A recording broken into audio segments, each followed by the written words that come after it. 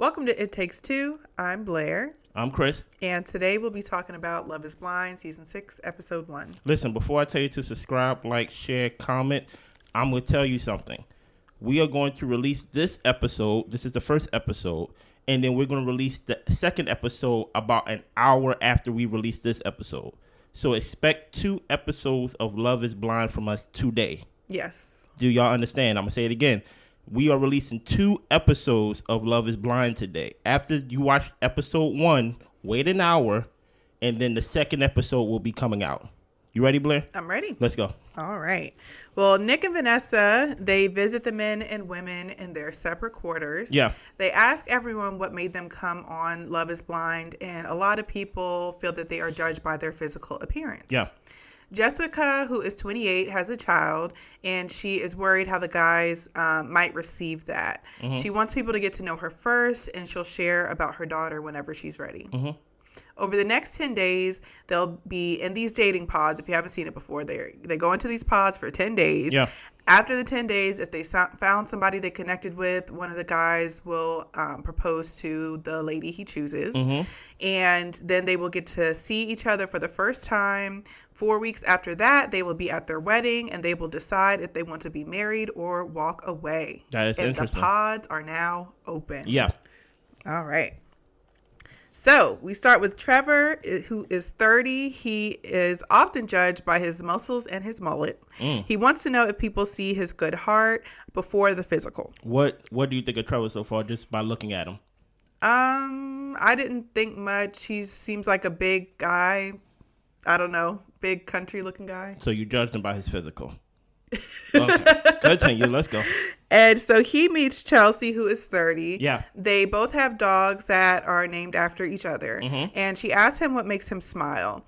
And the weird answer that he gives was that he loves a good love movie like The Notebook or A Walk to Remember and a fresh cut lawn. Yeah. Chelsea is into sunsets and Coors Light. And they are cracking each other up and enjoying their date. Boy, if that's a white person, if I ever met one. Coors Light. My goodness. Go ahead. And next, Chelsea talks to Jimmy, 27. He is from North Carolina. She's from LA. He works in software sales and works remote. She's a flight attendant and an event planner. And she said, okay, that's good you work remote because I need somebody who will be able to travel with me. Well, no, wait. Just because you travel doesn't mean I have to travel. Right. Continue. Jimmy talks to Jessica, 28. Mm-hmm. She considers herself a homebody. He likes to go out for dinner and drinks. Wow. And they both are feeling each other. Mm-hmm. Jessica says that marriage in 4 weeks isn't really intimidating for her. If it's meant to be, it'll be. Okay. Jessica's daughter, whose name is Autumn, is 10 years old, and she really wants to find a husband for herself, but also for the daughter. She doesn't tell him that just yet. She's telling us, the audience. Well, I think that's a problem. Okay? Because if you're going in here trying to find someone for your child who is 10 years old, mm-hmm. within 10 days, I don't think that is a suitable, I don't think this is a suitable experience or experiment for you to, quote unquote, find someone for your kid. I can agree. I think that's a little wild. I think just say you came on this show for you. Mm-hmm. You heard about the show. You heard it was coming to your city. You signed up. You a fan. Right. That's basically what it is.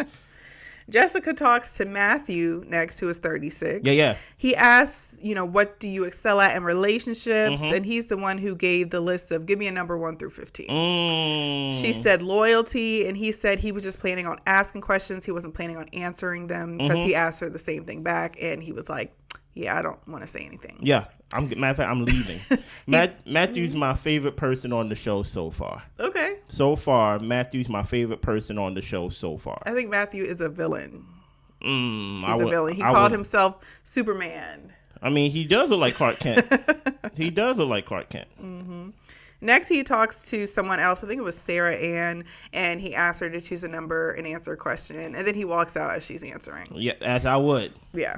Matthew is uncomfortable talking about love, and this is where he says he's Superman, mm-hmm. and Superman had a cold personality to start off with. So, okay, I guess Matt. Mm-hmm.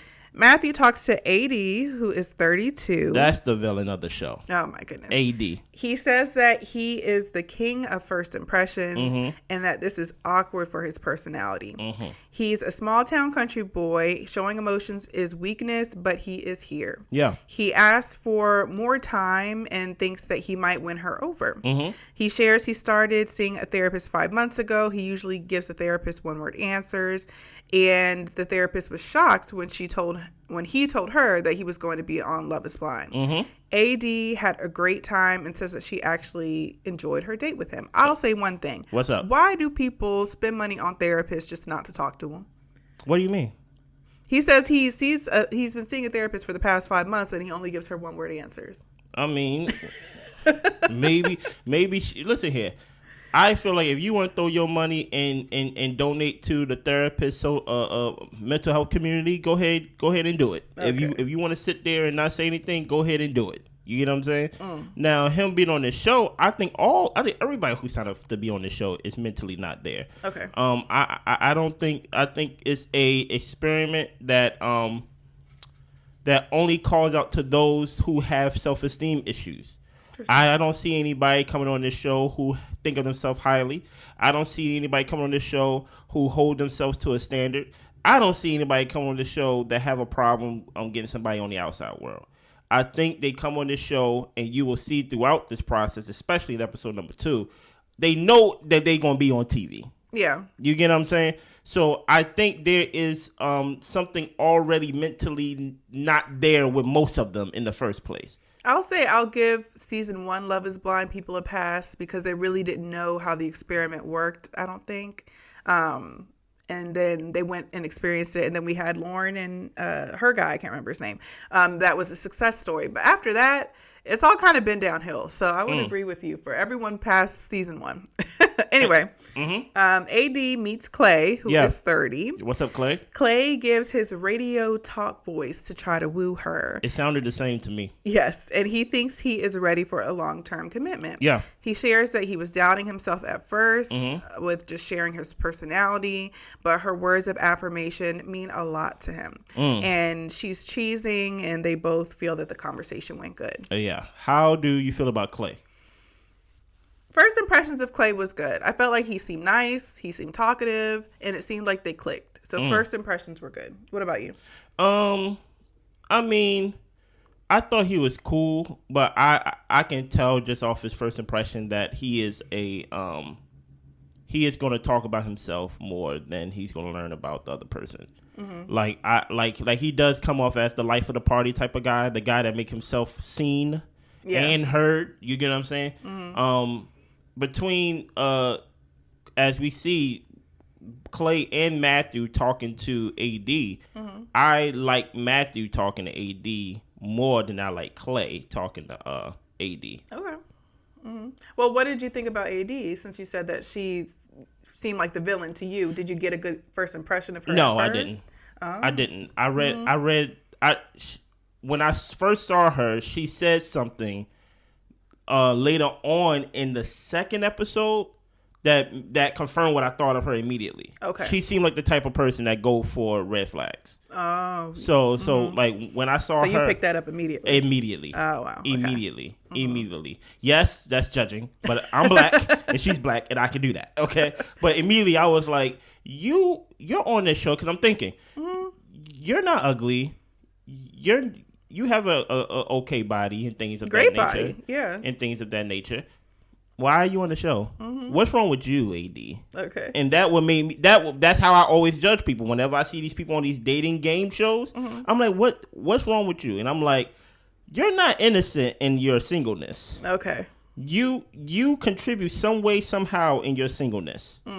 Continue. Okay.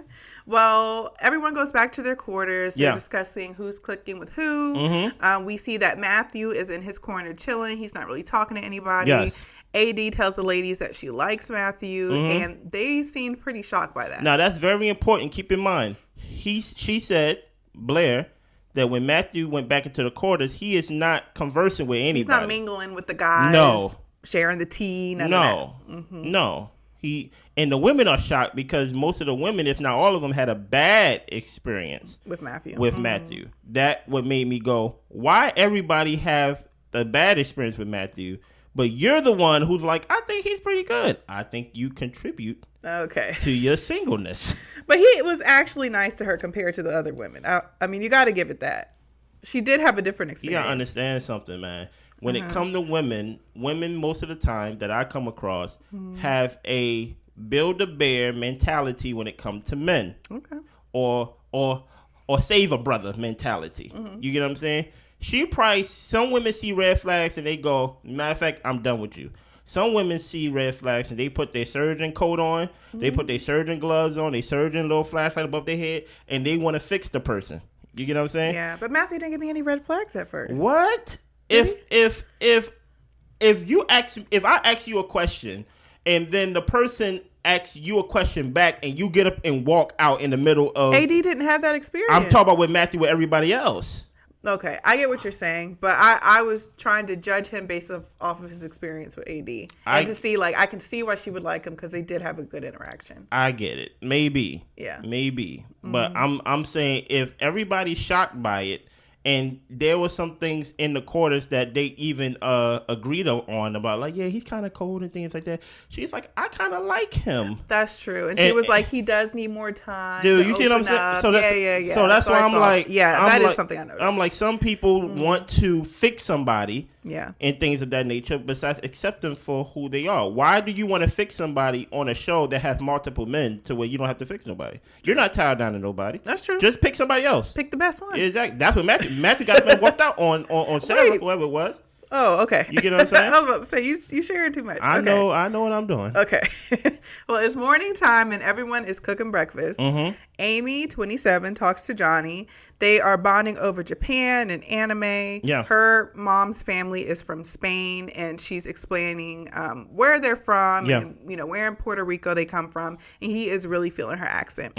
His family is from New Jersey and they grew up in close quarters with a bunch of siblings, and he said it was really fun growing up. So she came from Puerto Rico and didn't know the language. Her dad would beg people from church to go to her birthday parties because she really didn't have many friends. She calls her brother her wish upon a star because she prayed for a little brother. Okay. She says she's done a lot of growing in herself and healing, and she is ready for her next step. He says that he's not a finished product, but he likes the person he's becoming. Okay. Amy wants someone who loves her for who she is, no matter how she looks as she gets older. Okay. AD and Clayton. I wouldn't pick her, by the way. You wouldn't? No. Why not? Because here's the thing about this whole experiment, at least with me. Break it down. Right? I know this is supposed to be we connect on an emotional level more than a physical, or maybe revealing the physical after the fact. You connect emotionally first and the physical after. When you start talking to me about things of that nature of I want somebody who don't care how I look, no matter how old I get, and things like that, I'm already turned off by that. Especially since I don't see you. Well, she didn't tell him that. But what did she say about growing old with somebody? She said that to us, the audience. Yeah, but I'm talking about I'll say I wouldn't talk to her because I'm getting the information that she's talking to me as in the audience. Okay. Right? Fair. I can't see you. So don't already negate physical appearance off top. Okay. As a guy, I'm sure this is hard for guys on this show compared to women. I don't know. I'm just guessing. We take physical very important. Especially these guys are not that old. These guys are not 50-something years old. So even though we may be doing the emotional part first, the physical part does play a part. And I think we going to see that in this episode, I think it was, with Clay. Was it this episode with Clay when he was talking to AD? And things like that? Yeah, it was. Yeah. I think I didn't have a problem with what he did. Okay. And truth like that. Because I'm like, hey, you're trying to put a blindfold on me on one part while negating the other part. I need to know some parts of the physical part. He should have went on a different dating show. No. They came. I don't think this show is the right show for him. They came into my town. Okay, go ahead. Well, Adie and Clayton have another date. Yeah. They are flirting with each other, but Yeah. during this encounter, she does pick up the fact that he seems to be a bit of a ladies' man, but she's still curious about him. And that's what I don't get. You don't even see me. What? Now you're guessing on me, and giving me plus and minuses based on what I tell you. But I think that's fair. If someone's telling you like they're outgoing, they're usually the center of attention, then it can come across like, okay, this sounds familiar. Okay, I'm trying to win a lady. Don't call me a ladies' man when I'm trying to win a lady. All I'm right. trying to connect. I'm on a show. Okay. And so you heard my radio voice. I don't know. All right. Well, Adie and Matthew also have another date, and he is flourishing before her eyes with the way he's opening up. She's hoping whoever talks to Matthew is being nice because she's starting to feel a bit protective over him. She asks him what his favorite music genre is, and he really likes rock and even instrumental, and she makes a joke that, okay, well, the instrumental is not really surprising because you're not really a man of many words. That was funny. That was funny. Matthew shares that he got into a dance competition and did a split and tore his hamstring. That looked like something that Matthew would do. And he lets her know that, she's making him kind of nervous, but it's also comforting at the same time. And what he's saying to her, he isn't saying to anyone else. Remember that. Remember that. Do you see how this is a problem?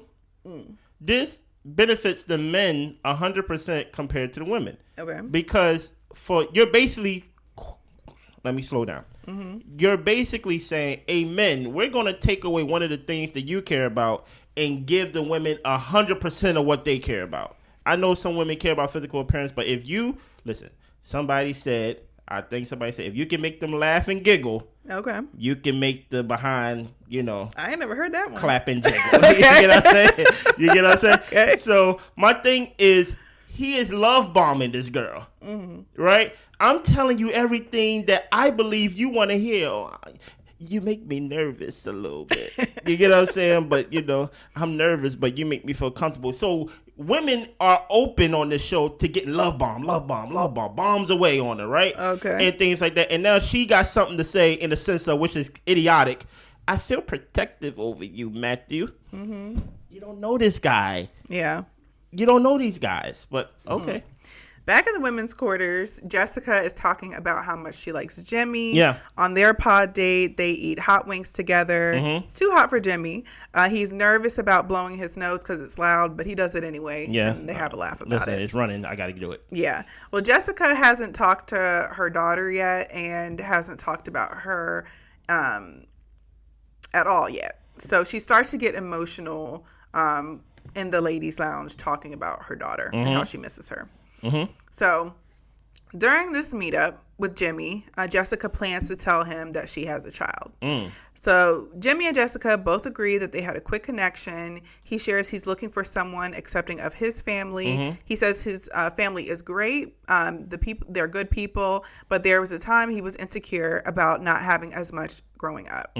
Jessica can relate regarding some of the things that occurred in her childhood, and she shares that she has a 10-year-old daughter. Wow. He asks why they didn't talk about that earlier. Yeah. It's not something that she leads with, and he is scratching his head and rubbing his face. The man is stressed. I ain't gonna hold you. What's earlier? This is earlier. We are still in the pods. Right. So it has not been 10 days yet. I'm about to say, has it even been 3? This is earlier. like this is it. But he tells her it's not a deal breaker for him. He likes her a lot and wants to hear more about her daughter. Jessica and her child's father met in elementary school. They were always friends. And her senior year of high school, she got pregnant. They broke up a year after the baby was born, but they co-parent really great. Listen here. Jimmy quickly turned into James at that moment. Okay. The minute that he heard that there's a baby, he was like, you know what? It's a game show. I should connect with somebody else. He looked like he couldn't find the words. He was stammering. He was stuttering. And guess what? He just did what, quote unquote, the guy would do. He's not going to say, well, I don't want nothing to do with you and that baby. He just said, well, just tell me about you and your baby. Yeah. But the thing about it is the thing that they taken away is the eye-to-eye connection. One thing that I like to do whenever there is a disagreement or whenever there's an argument, I don't text. Yeah. Right? I don't even call on the phone. I say, meet me somewhere. Not because I'm going to beat them up. I don't do that no more. Okay. Right? But I do it because you got to look that person in the eye, and the eyes is the entryway to the soul. Okay. Right? If she would have saw Jimmy's eyes when he said, tell me about your daughter, she would see that Jimmy James don't want nothing to do with this child. That wall was a blessing in that moment. Yeah, I know. Exactly. So that's why I'm like, I don't know what Nick and, what is his wife's name? Vanessa. Vanessa is trying to do with this show, but hey, we are here to review it. Well, Jimmy tells her that he wants to take things in because it's a lot, but he knows that he and Jessica have a great bond. I want to say one thing. Go ahead. Jimmy's 27, Jessica is 28, right? Right. Jessica, I think she had her kid, like she said, senior year, so 17, 18, whatever the age might be. This might sound harsh. Uh-oh. This might sound harsh. It's about to be harsh. But at least for me, in my 20s and dating, just say it. I really didn't care about nobody's kids. If I was talking to somebody who had a child and they'd be like, you want to say hi to my kid? Absolutely not. Wow. No. Wow. No. And then, of course, that ended because, they always want to talk about their kids. And I think that's beautiful that parents love their children. But if I'm a person coming in from the outside, I don't love your kid the way that you do. I need to get to love you so then I can love your byproduct. So I can understand why she was like, I want you to know me first before I introduce my daughter and things like that. Because now the conversations are kind of veering towards, well, tell me about your kid. What does she like to do? That does not help me get to know you or form any bonds with you. I'm sorry. It doesn't. Listen, Blair's who she is. I mean, what do you think? She ain't want nothing to do with my kid. That's why I got rid of it before I started talking to her. Things like that. Thankfully, he had no kids. Right. I agree. I wouldn't talk to no woman. Listen here. Especially at that age. I'm lying. As you get older. I'm lying. I would talk to somebody if they had a kid. But I have to see what they look like. Okay. Like that that plays a big part. Okay, but we have to stay into the confines of the show. In the confines of the show, I'm not talking to nobody who don't have a kid that I can't see. Okay. And I won't feel sorry. But if I can see the product, that is usually the deal breaker with guys. Like, am I willing, like, okay, you have a kid, but you look too good. You get what I'm saying? To say no to. So look. Blair's 100% right. Now every time I come into this pod, you go talk about your kid and talk about, am I a qualified dad for like your 10-year-old? And I'm just like, I feel like you shouldn't talk about your kid because you said that the father and you co-parent very well. Yeah. So I don't know. Well, he still has a great connection with Chelsea, Jimmy. So when he talks to Chelsea, he shares that he is a first-generation college student. Okay. His parents didn't think it would be worth anything, but they're actually very proud of him now. Chelsea is a yoga instructor. She also went to trade school, but she never had a college experience. She was the only flight attendant in her class that didn't go to college. She tells him that she was married before when she was 18, and they were married for 5 years, but he just wasn't her person. Jimmy says it doesn't scare him, but Jimmy's looking scared. Jimmy James is terrified. Jimmy's having a bad day. He said that he's heard something that scares him a little bit more earlier in the day, and then he apologizes for bringing up other people, but he said he's had a lot dumped on him today. If I was Chelsea in that moment and you're telling me you had a lot dumped on you today, then I'm just like, oh, so I'm dumping on you right now? I thought I was just talking about my life. But anyway. Your life is a lot. Okay. He tells her that he wants to collect his thoughts, and she starts to get emotional because she was already nervous to tell him. Yeah, he was happy as hell to leave that pod. Yeah, he needed a nap. Yeah. It was a long day. Well, Chelsea and Trevor still have a connection. Yeah. And they are on another date, and they both want to have fun first in the relationship. Okay. They go through a questions game, and she told him, well, she had 3 past serious relationships. They're talking about if they've ever been in love before. And she said she's told the people that she was in love, but she wasn't actually sure if that's what she was feeling at the time. I feel like that's a reverse engineering right there, but I hear you. Yeah. Trevor understands, and he equates it to high school love and how as you get older, just the understanding of love and what it actually means changes. He had an ex that he thought they would get married and got close to proposing, but he didn't propose. Even though he loved her, he needed to be 100% sure about her, and he was only 80-something% sure. What's wrong with 80? I don't know. I'm about to say, what else does she need to do? I'm very confused. I've done a lot of things, and a lot of things I've done, I've probably only been 100% sure about probably half of them, if that. Same. So in my entire life, you just step on a limb for most of the decisions. You're blessed to get 80%. Right. There's some things I did at 52%. You get what I'm saying? Barely above half. Right. You know? But 80%, what's wrong with 80? But that's just me. Yeah. She shares that she was married in the past, but didn't think it was true love. This is actually her first time telling him, but I think she forgot who she told because she was like, I thought we talked about this. And he was like, no. So he says he's not fazed whatsoever, and he really does not look fazed. No. Trevor says that people want this fairy tale life, but at this age, it's hard to find somebody who hasn't been married or at least hasn't been close to being married. And it's honestly a red flag if they haven't been close to somebody in that case. Okay. He's ready for something serious like marriage and thinks it would be a good idea with her. Yeah. Moving on. Amy and Johnny wrote songs for each other. Amy is having a lot of fun with Johnny, but he can also be really deep. Okay. 80 says the lounge has switched up. Okay. The ladies aren't really sharing who they're connecting with, how the conversations are going. People are kind of holding things close to the chest at this point. Yeah, I mean, they should, because now they starting to like whoever they like. Go ahead. Clayton and AD are back together. Yeah. And Clayton has a huge ego. He tells her this. He's a smooth guy, but that's more of a security blanket for him. Okay. He never felt that he was chosen by the woman that he wanted, and he needs validation, and he appreciates her saying that she wanted to get to know him. That sounds like a loser to me. Yeah, it sounds like you have some issues. And I don't say that to say it's a bad thing. I mean, a lot of people have issues, but I don't think you should allow someone you don't know to hold that much influence over you. He said, because even though she's saying positive things, it can easily turn and then you're crushed. He said, I want the women that don't want me. Yeah. That sounds like you are a loser. You get what I'm saying? Like listen here. Every guy goes after that girl, especially growing up. That is like the it girl. So you basically telling me you never got the it girl. So how do you have a big ego? Where did this ego come from? like you are the smooth talker. You have this radio voice and things of that nature. But you never got the it girl? Yeah, what's up with that? Never? Yeah, it sounds like you lose a lot more than like you win. But go ahead. Yeah. Well, AD feels like she understands him and finds him to be honorable. Do you see why? Yeah, she be putting a lot of sauce on these people that she really doesn't know that well. He fears they fall in love and they may never talk about the physical.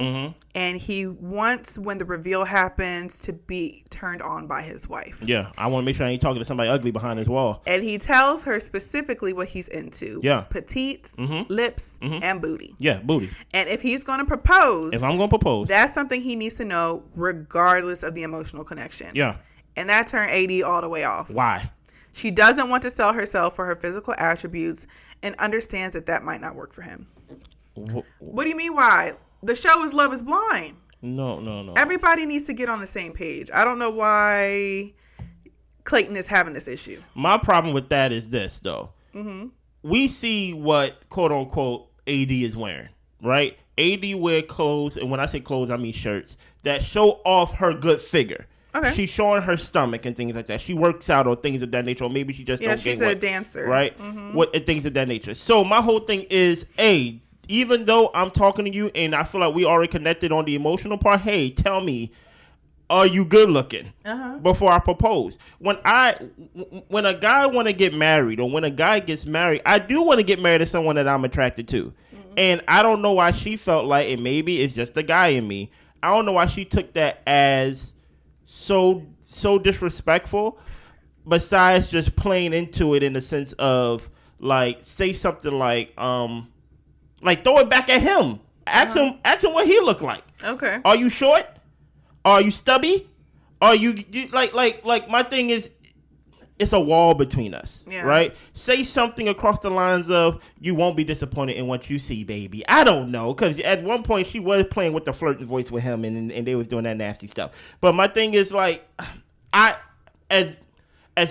as much offended she took of it, I didn't think it was a big deal. You thought it was a big deal? I thought it was a big deal. Okay. Because people come on the show knowing the premise of the show. Yes. And that the emotional is the first thing that they're going to be connecting over. Yes. They know that that's what they're signing up for.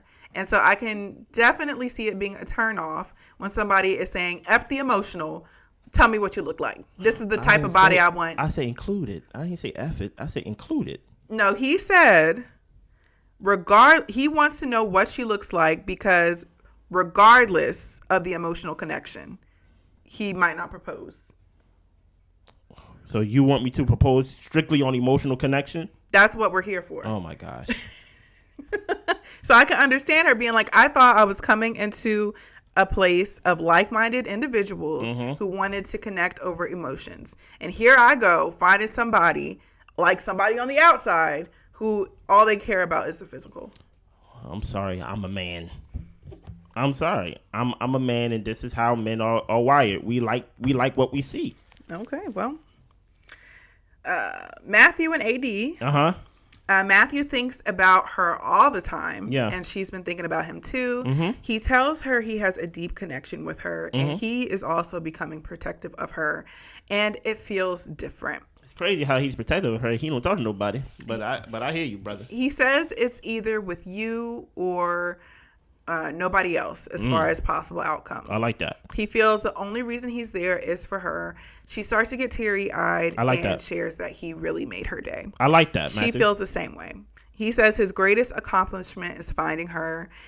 I thought that was laying it on a little thick. No. And your whole life, this is your greatest. Anyway, this is what you don't even know me for real yet. This is what you want, Blair. So guess what I'm about to do? Bombs away. I'm about to love bomb you a lot now. Yeah, go ahead, Matthew. You're cooking, brother. They both don't take this engagement thing lightly, and he asks what her dad would think. Her dad passed away last September. And she did have something funny to say about that too. Yeah, she was like, so I doubt he's thinking about anything much right now. He did. She asked how important is a race for you, and he says it's not important at all, and that's why he's here. They have 5 more days in the pod, but if she's ready to go, he would be ready to leave with her right now. AD thinks Matthew is kind, genuine, and right. Yes. Well, apparently Matthew told Amber the same thing. What? And she tells AD what he told her. Amber doesn't know that. I don't think she even knew that AD and Matthew really had a connection. Not at all. She's just talking about the date and what was said. And Amber is totally caught off guard. And that is where we end for the first episode. What? AD was caught off guard. AD was caught off guard. AD was caught off guard. Yeah, Amber was just talking. Amber literally said verbatim what Matthew just told her. And you see why this whole emotional like, it gotta be a balance. It can't be like this. Okay. It can't be like this. It gotta be a little like this. Okay. You know what I'm saying? Because guess what? That's what I would do if I'm behind the wall and y'all should give me like a blanket and like a couch. I'm gonna lay on the couch, probably looking at the wall and just love bomb away. You know what? I came here for you. I really connect with you. I really do. But why play with people? Just genuinely do it. It's hard for guys to just feel that connection with your wall between us. Well, if you don't feel it, don't say it. Oh my gosh. Is it just fun just to love bomb? Yes, it is. It is. Oh, that's so messed up. Is there anything else from this first episode? That's all I got. Be prepared. Episode 2 is coming out exactly probably an hour right after this. I'll see y'all in episode 2. Bye. Bye.